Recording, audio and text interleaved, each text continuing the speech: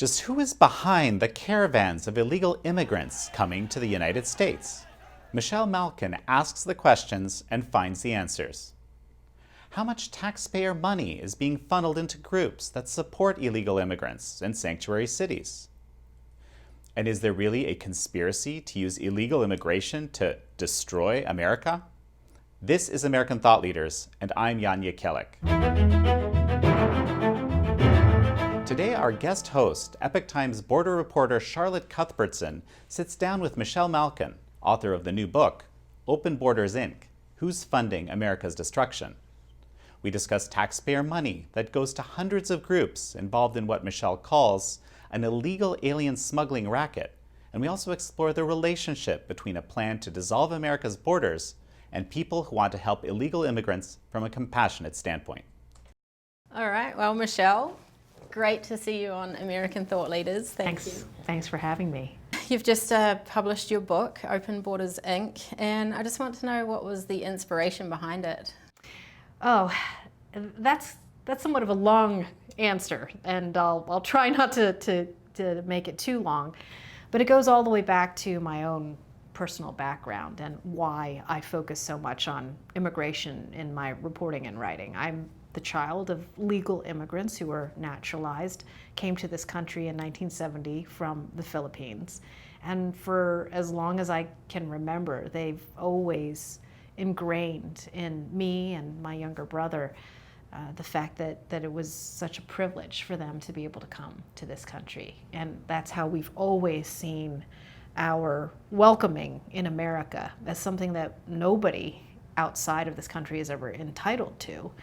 And that citizenship itself is this very, very precious, precious gift to everybody who is here. So when I embarked on my journalism career, I first started out in Washington, D.C. as an intern for NBC News, but my primary love was writing.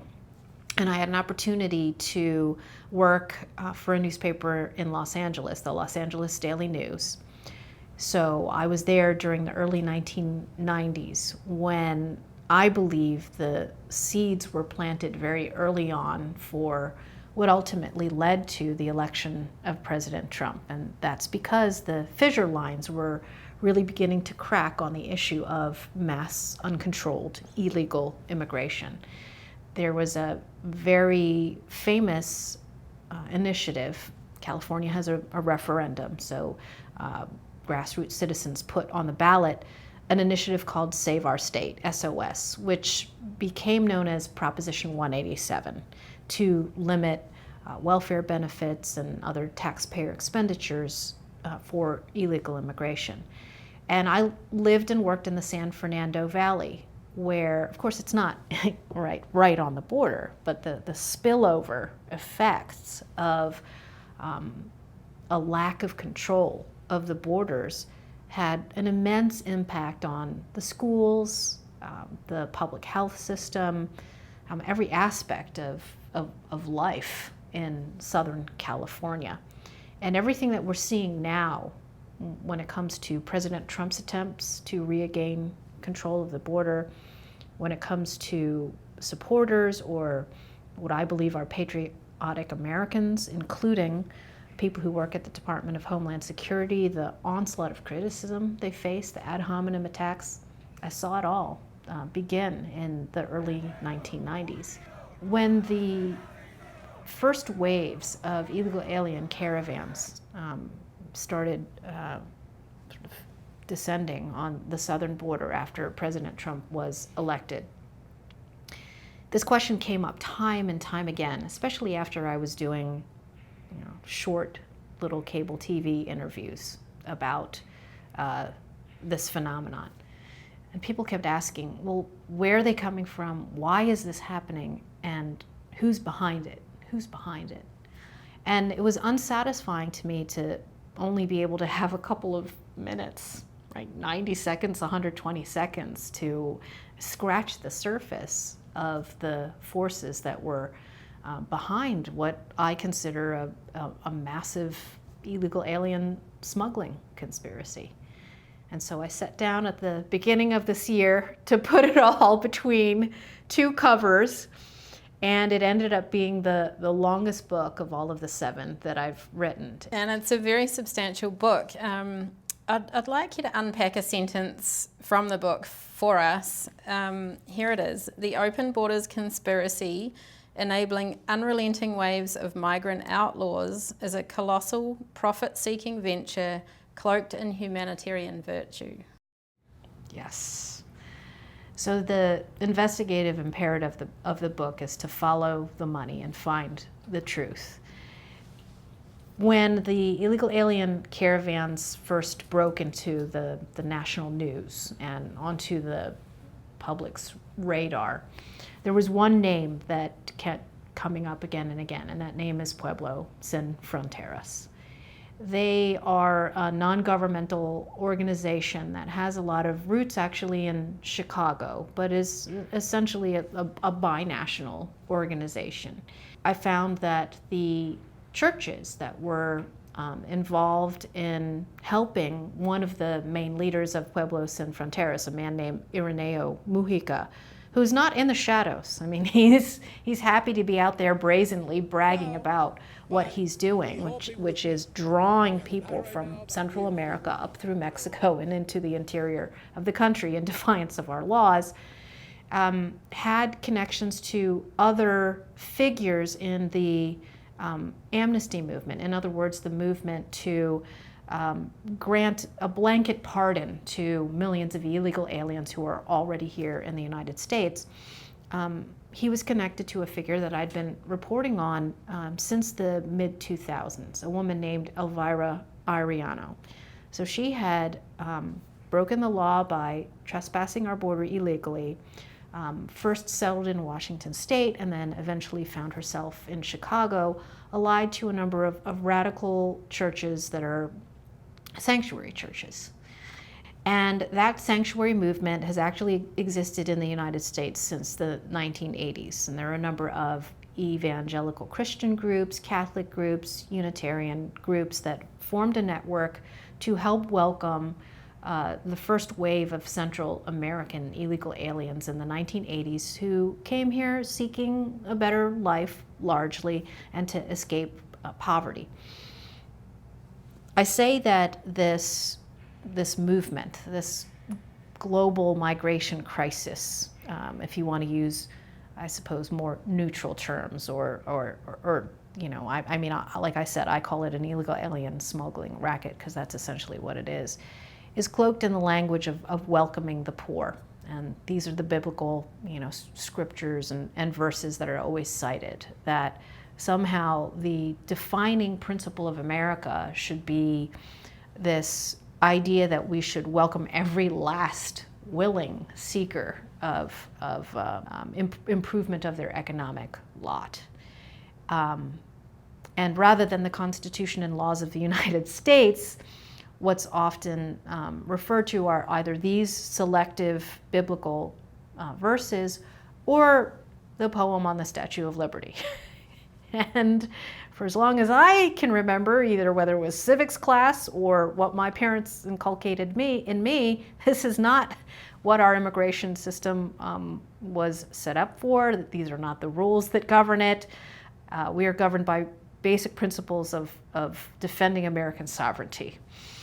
These two things cannot coexist. You know, the sort of unlimited amount of compassion for welcoming the entire world that's able to get here, and defending this principle that it is our right to determine who gets in, how many get in, and what traits, what allegiances are pledged by the people that come into the country.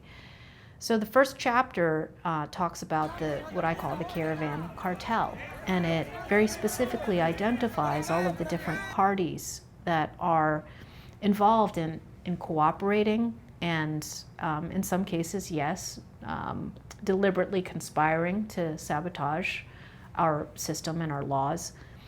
And I'm not arguing that many of the people who are involved in these partnerships aren't well-intentioned, but we know the kind of road that good intentions can often pave. Not all of them are well-intentioned, and I think that's my warning in the book, and I'll leave readers to make their own conclusions after reading everything that I've compiled.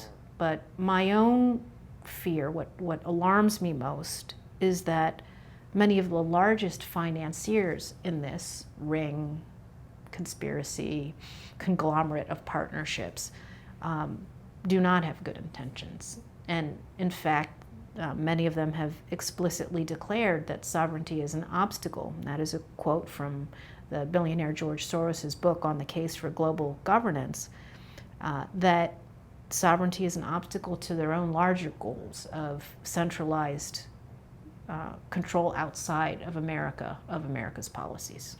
And because you talk about this sort of conspiracy to destroy America, is that the end goal then, to create some kind of world governance and borderless countries? Absolutely. And, all sorts of my critics and opponents, many of them funded by these, deep-pocketed organizations and institutions, accuse me of being a conspiracy theorist. But as I say in the book, in the chapter, especially on George Soros, sometimes conspiracy theories are conspiracy truths. And, there's actually, for the type of polemical writing that I usually do and have done over the years, whether it's my books or columns, I think that one thing that close readers will note is that there's actually very little, opinion injected into the book. It's really just a reference guide and a compendium of information from many, open sources, government documents, the websites of many of the groups that I identify, and there are more than 400 that I've named specifically, along with scores and scores of individuals that are behind this. And you can look at the documents that have developed over the years through the annual meetings of the United Nations General Assembly and see that it's not an invisible hand. I mean, the hands are very visible over this, shaping global compacts on migration and refugees. And the goal here is to be able to subvert the will of the people in the United States, let alone any sense of local control, which is, one of the fundamental, basic principles of governance in the United States. Well, let's just take a specific example. The Refugee Resettlement Program, which is, part of the bread and butter of the United Nations, and which works in conjunction with so many NGOs that are either directly or indirectly funded by George Soros, is making decisions for people in places like Nashville and the Twin Cities and Lewiston, Maine, and all up and down the coast of New England, and unsuspecting communities of who should make up their communities and how many. And in many cases, even though the United States regulations and laws that govern the program explicitly say that there needs to be some sort of local input, you can look at the map that I have included of all of the places where refugees have been redistributed, and go to any number of those cities and ask them, hey, did you know that did you have some choice in this decision? Did your city council or mayor let you know that this was going to happen? And people will be absolutely shocked by the way that their neighborhoods have been transformed with zero input inside the United States, but plenty of scheming and orchestrating in all of these global entities and NGOs. And you've touched on a few individuals and all of these groups. You said up to 400 of them are involved in this human smuggling racket, as you call it. What kind of money are we talking about here? we're talking about billions, if not trillions of dollars. And I think what's shocking is not the fact that you have a single hedge fund billionaire in George Soros, who is now earmarked $18 billion out of his $25 billion net worth to go to these kinds of programs. He made that announcement a couple of years ago. It was very transparent, but I think not enough Americans pay attention to the kind of philanthropy that is destroying America. And he's in the twilight of his life now, in his 90s, but he has bequeathed that huge chunk of money to the Open Society foundations. I call him the CEO of Open Borders, Inc., but even after he passes, I mean, he's left this legacy now. The cogs in the machine will continue to churn. And he has a younger son who was involved in one of the most prominent of agitators in the Trump resistance movement.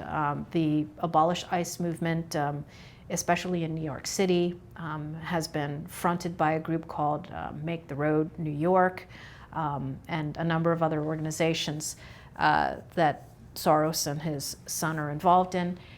And I think you cannot underestimate the ripple effect of that private philanthropy. I think what's going to shock people is the amount of taxpayer funding that is sort of building off and leveraging the Soros piece of it. The Refugee Resettlement program itself has given billions of dollars to religious nonprofits that I'm sure a lot of churchgoers have no idea is going on. And so you talk about sort of this conspiracy to destroy America using illegal immigration in large part. Mm-hmm. And then there's a whole chunk of Americans who really support illegal immigrants that are already in the country. They say they want to help them, they're vulnerable, they're fleeing crime or poverty. How do you join the dots for those people who really identify themselves as compassionate and just want to help these vulnerable people? How do you sort of join the dots from evil conspiracy to compassion for those people? Right. So I think that what the folks here who either participate in the sanctuary movement or who volunteer for any number of these nonprofits, thinking that they're fulfilling a mission of faith, for example, have to understand is that their actions have consequences. And the consequences of either deliberately or unknowingly undermining our immigration laws is that it creates these very powerful pull factors and magnets for more people to do the same thing.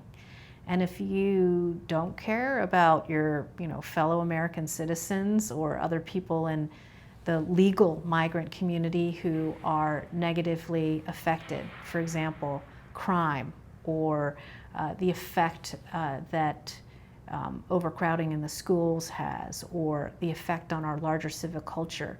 If you care more about people outside the country, then you have to think about what you're doing to them as well. Because what you're doing is inducing them to do incredibly dangerous things, leave their countries rather than stay there and improve the lot of people and do something to strengthen the economy in their own home countries.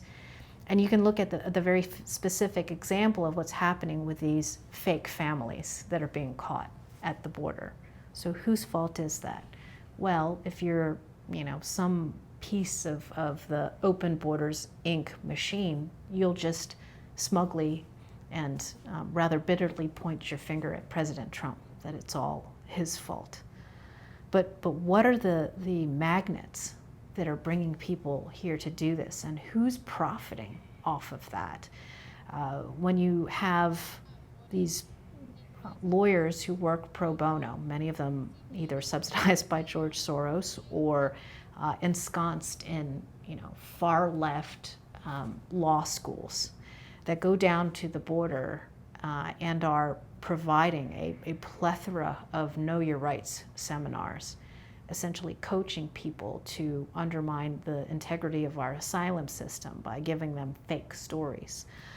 Or if you're telling illegal alien parents here in the United States, if you can get your kid over here, they'll be immediately released and they'll be scot-free, because essentially what the legal community has done is deliberately overwhelm the immigration court system so that the federal government has no choice but to simply catch people and then let them go. Then what you're doing is giving these incentives to illegal alien parents to scrape together money, to pay a coyote, to drag over a kid with a stranger across the desert, and have some strange adult then pay off the drug cartels to fork over the derecho de piso, the extra premium charge for making it across the finish line. And we know, of course, that there's plenty of abuse. And it's these very groups that are complaining about that, the sexual abuse, the violence, the trafficking that's going on. And if you deny this fundamental idea that incentives matter, then you're not living in the real world. And we need to be grounded in the real world, not only for our safety, but for the people elsewhere. I believe that enforcement is the most compassionate policy that we can have. It's compassionate to the people within our country, and the preamble to the Constitution says that it's the obligation and duty of our federal government to secure the blessings of liberty for ourselves and our posterity first. You can't have a sovereign country that doesn't put its own people first. I mean, there isn't a successful nation in the world that doesn't believe that and practice it. But it's also compassionate, I believe, for the rest of the world. I mean, if you truly believe about improving the lot of people, the best thing that we can do is encourage many of these countries that have been in abject poverty for decades and decades to try and do something so that people will want to stay there in the first place. And by the way, I think it's definitely important to note that as inhumane as Donald Trump is always being accused of being, we still remain the most compassionate giver of foreign aid, and that includes to Central America and Mexico in the world. And going down that track, I was in Guatemala a couple of months ago, and it seems like there's a lot of resentment from Central Americans against the United States. The United States has basically put us in this situation, and we kind of have the right to just go there for a better life because America screwed us over, kind of thing. Like, what's your answer to that? So I'm not an expert on, foreign policy decisions over the last half century, but it's a really easy way for corrupt Latin American and South American governments, for that matter, to deflect blame for their own inability, particularly to control violence in their regions. And, it would behoove, I think, citizens of those other countries to hold their own leaders accountable for squandering these billions in dollars of foreign aid that are shoveled to them. And there are, I've read many scholars who've talked about the double-edged sword of foreign aid in any case, and that if you become dependent on that, then like I said, incentives matter. What are the incentives internally and domestically for these leaders to ever put their own countries on their own 2 feet? And as far as border security, you're talking about the people that are involved in these organizations that are helping bring people here or helping once they're here. Mm-hmm. They don't see border security as part of their decision to help. Isn't that purely the government's job? And can only the government sort out border security?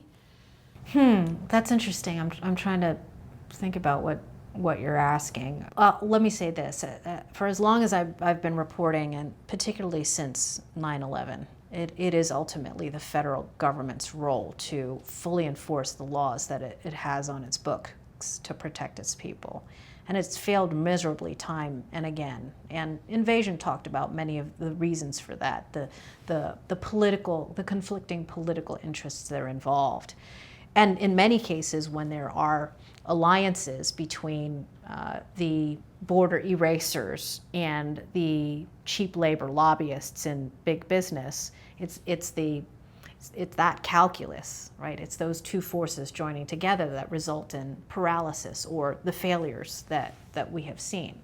You know, you can look at any number of recommendations that the 9/11 Commission has made, for example, that, 18 years later have yet to be fully implemented, like the biometric entry-exit system that, people in both parties agreed, right? In the immediate aftermath of 9/11 would have made sense. We now have upwards of 700,000 visa overstayers in this country, and goodness knows how many of them are blending in like the 19 hijackers, 5 of whom were visa overstayers, to do nefarious, terrible things to people inside this country, whether they're citizens or not.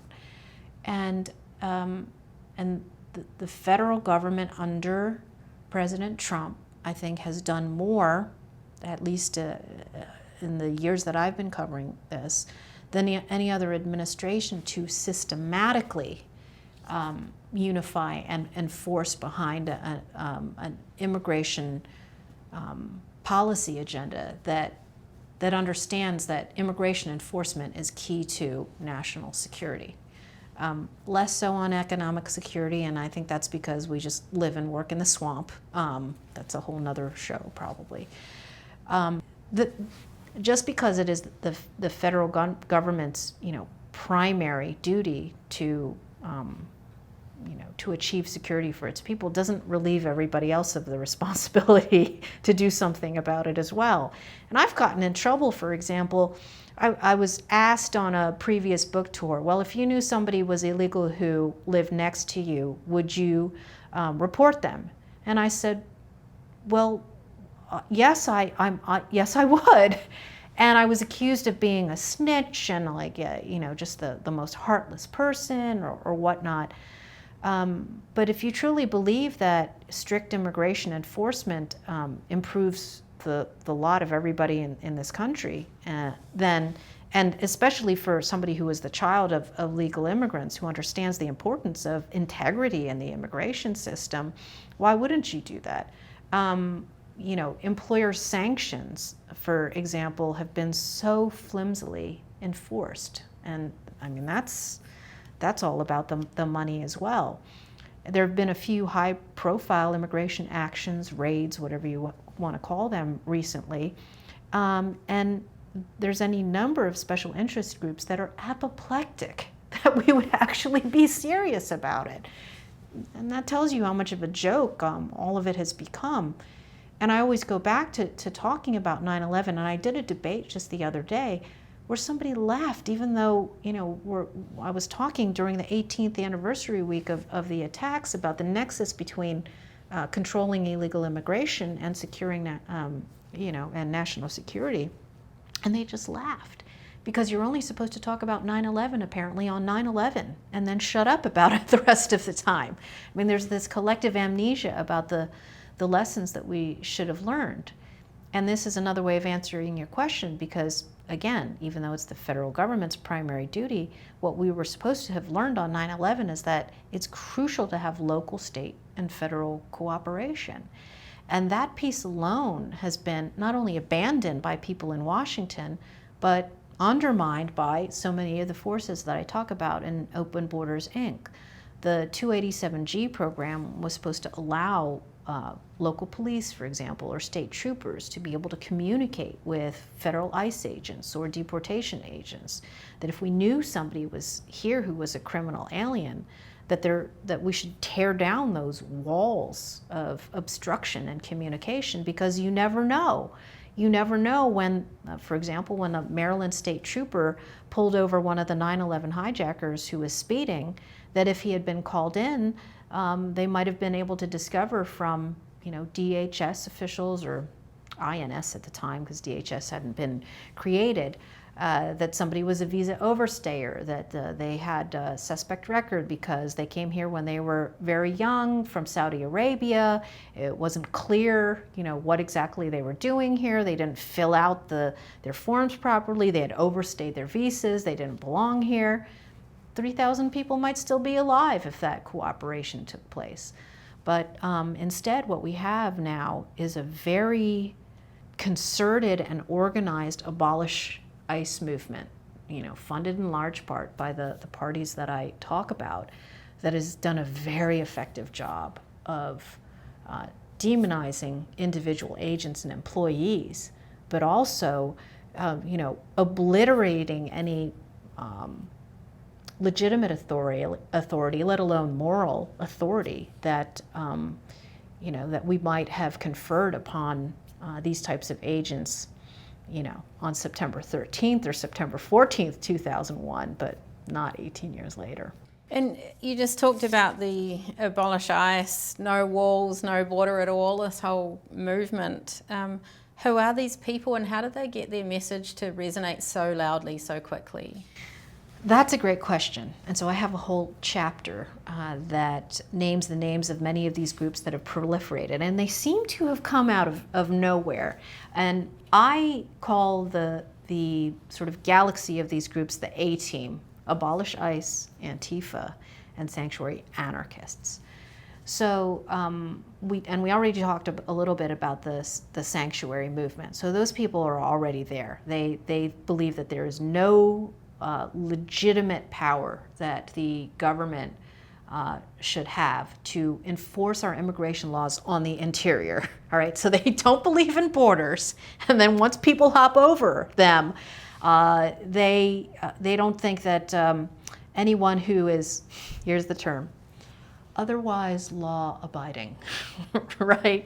Well, they just because they trespassed across the border or stole somebody's ID or ignored a final order of deportation or ignored once they were deported, came back in. That's otherwise they're law-abiding because they just want to be here to improve their lives and replace American workers and in jobs. They just want to work, so we should just leave them alone. And then, after a 5 or 10 year period, we should lobby for another amnesty or under Obama administrative fiat to grant them mass pardons. No big deal. Well, if only it were that simple.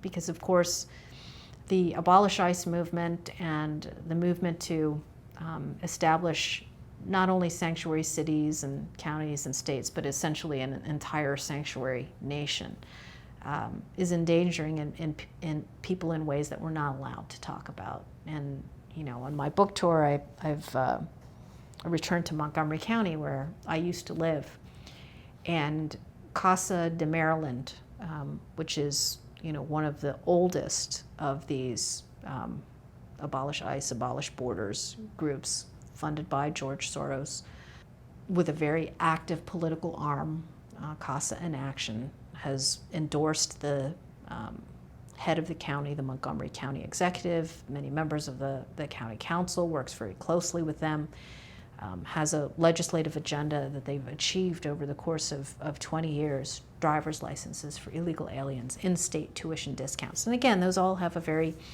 sort of more anodyne patina to them. Well, they're already here and we just want to make life easier for them and they're not endangering anyone.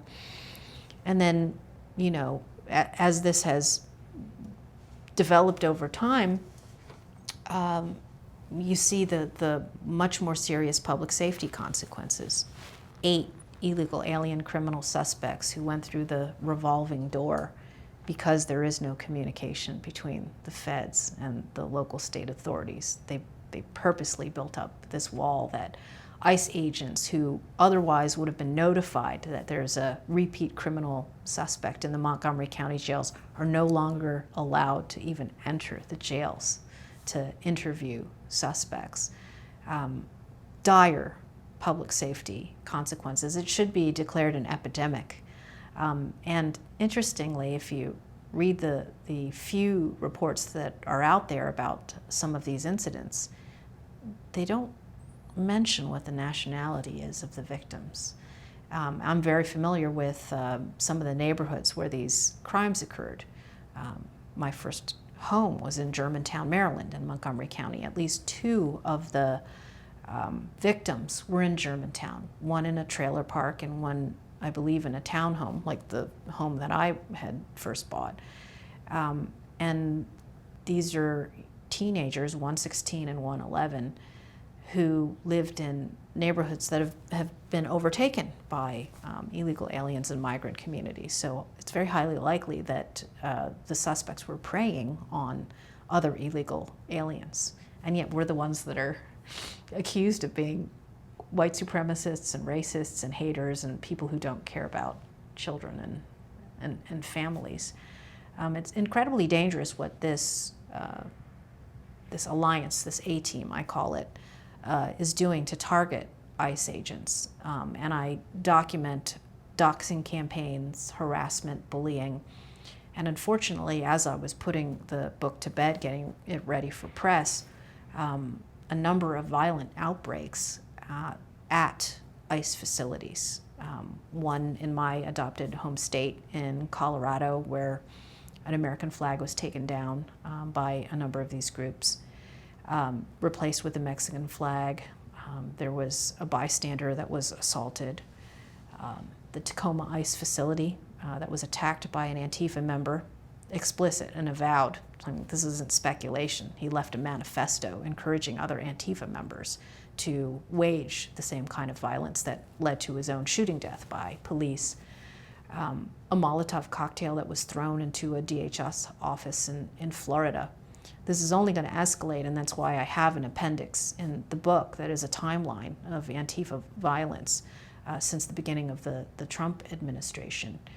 And it's important for people to understand not only that, you know, the usual suspects, the left-wing groups, are supporting what these thugs are doing. There's almost an imprimatur as well from many corporate entities. And it's highly disturbing to me, for example, that Silicon Valley, and specifically Twitter, have allowed Antifa groups like Rose City Antifa, which is based in Portland, to operate accounts and disseminate their incitements to violence. I talk about what happened to my friend Andy Ngo, the journalist in the Pacific Northwest who's been documenting many of these groups, beaten bloody as I was writing the book by Antifa groups that intersect with the Abolish ICE movement. He's in Oregon, and Occupy Oregon, Occupy ICE, Occupy Portland, and Rose City Antifa are largely responsible for the chaos and the lack of any kind of civil order in Portland anymore. The mayor there is a militant progressive who is allied with many of these groups, and just through a quirk of city governance also happens to be the police commissioner who issued stand-down orders as this violence continues. It would be one thing to think that it was only relegated to the crazy Pacific Northwest. And I worked for a newspaper in Seattle there during the mid to late 1990s when anti-WTO riots were taking place, environmental anarchists were firebombing research labs. And you'd think, well, there's something in the DNA of that area and it's not going to spread. But you know, here I was in Montgomery County where you see the same thing. I moved to Colorado thinking that I would escape it. I haven't. And I think people need to know more about what's going on in their backyards. And I have lists in the appendices that sort of identify where these groups are. And just to go back to Montgomery County, you were there yesterday at a rally against the sanctuary policies. A couple of things. There's been 8 rapes by illegal aliens in the last couple of months. Is it just a fresh phenomenon, or is it just that the police have had enough and they're just getting this information out? Do you think this has been happening all along, perhaps? Oh yeah, of course, these are only 8 that we know about. And I think that's what's most chilling to me. I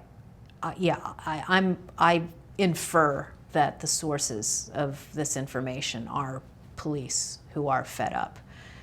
They've been gagged, they've had their hands tied behind their backs, and I can't imagine how frustrating it must be to finish the end of a shift and know that your county leaders and supervisors have ordered you not to communicate vital information that might save lives or spare suffering. They don't collect data on the immigration status of the people that are in the jails. They're forbidden from doing so. And that's a phenomenon that goes back all the way to when I was writing Invasion, because the same types of things were happening. And that was in 2001, 2002 that I was writing the book. And there's a bureaucratic joke: no paper, no problems. Yeah, except for all of the people in these communities who have to suffer the consequences of it. And so there's definitely something going on, not just in Montgomery County, but in this country. I've had a lot of sources in ICE over the years, and Border Patrol for that matter, as well as in law enforcement. And what's perplexing, of course, is that there's all sorts of local, state, and federal control in all types of criminal investigations. Drug investigations, the DEA works with the local police all the time. State troopers communicate about human trafficking. I mean, every once in a while you'll see a press release announcing some big sting, right? And this happens I'm trying to think the most recent one. At truck stops, for example, for prostitution rings or something like that. And what's emphasized? The fact that there is very close cooperation between all sorts of federal agencies, along with agencies underneath it at all levels. Why would we exempt immigration from that? Who's responsible for the tropes and the propaganda that have brainwashed into thinking that this is one area that we can never allow that kind of communication to keep people safer? It's insane. I just want to swing right back to the taxpayer money. Do you have some kind of ballpark number, and how do people find out where their taxpayer money is going if it's going towards drawing illegal immigration in? So I should have had a tally at the end of it. But the thing is that it's always growing.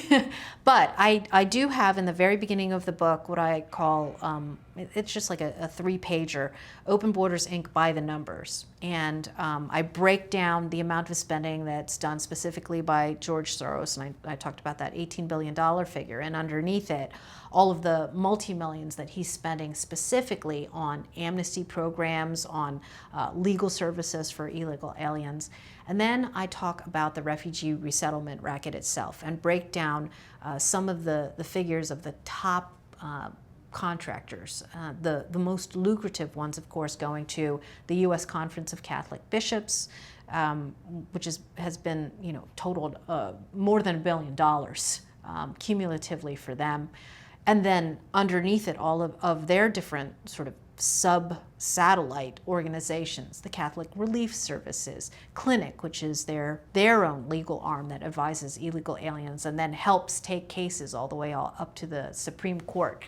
The Catholic Campaign for Human Development, which is the most radical of political arms of any religious group that is specifically lobbying for things like amnesty for illegal aliens.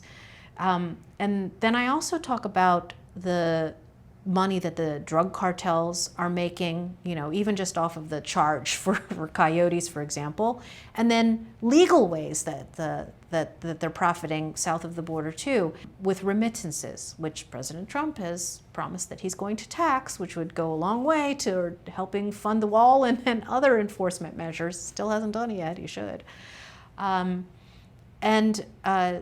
Then, of course, there's sort of side businesses, because you have a number of these NGOs that are making money sort of facilitating people coming across, and then charging them for loaning them money to get here.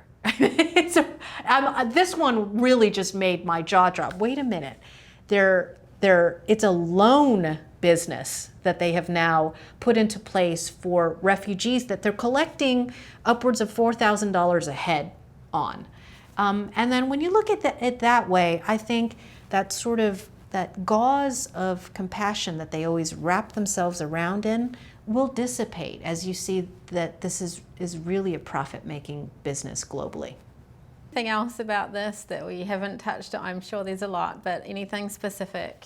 Well, at the end, I don't want to leave people in complete despair, as if, oh my goodness, there's so much we're up against, there's nothing we can do. There's plenty that we can do. And to defund Open Borders, Inc., which I think is absolutely imperative to restoring a sense of sovereignty in this country, you can start small. I focus on Hollywood and the media and their roles in echoing and amplifying so much of the propaganda that makes it impossible to have a logical and calm discussion about this. Well, if you don't like that George Clooney is out there undermining our sovereignty, if you don't like the Catholic Church and what the Pope is saying, stop putting money in their pockets.